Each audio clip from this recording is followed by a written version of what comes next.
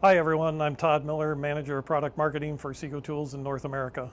I'm here to share with you some of the details about the new products coming in the fall of 2019. First, I want to start off with the TM grade upgrade. The TM grades are turning grades for stainless steel applications. What we're going to do is introduce three new grades, TM 1501, TM 2501, and a brand new substrate, TM 3501.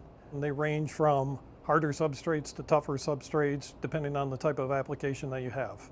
The other big introduction we have is the upgrade to the MP milling grades in chrome duratomic.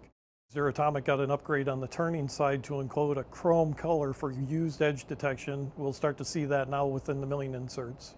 There are two grades coming, MP 1501 and MP 2501, which will replace the existing MP 1500 and MP 2500. Again, two different grades depending on the material that you're trying to cut and the cutting parameters that you're using. The third thing that we have coming are new disc mills in the Combi Master connection. 335-18 and 335-19 cutters will be either upgraded or new additions to include through coolant capabilities at the cutting edge. There's also a couple smaller things that we have coming. We have some new CW100 turning inserts, mainly for super alloy materials. And we also have some new composite tools that Yapro will be offering this fall.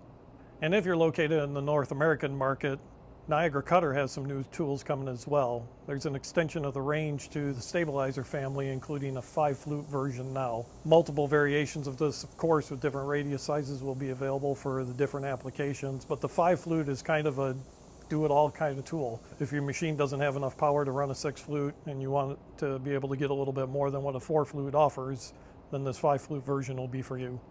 Thanks for watching. If you need more information about these tools or any other tools, be sure to keep an eye on our YouTube channel for more informative videos. You can also go to secotools.com to find information about our products there. If you have questions, you can also reach us through our contact page there.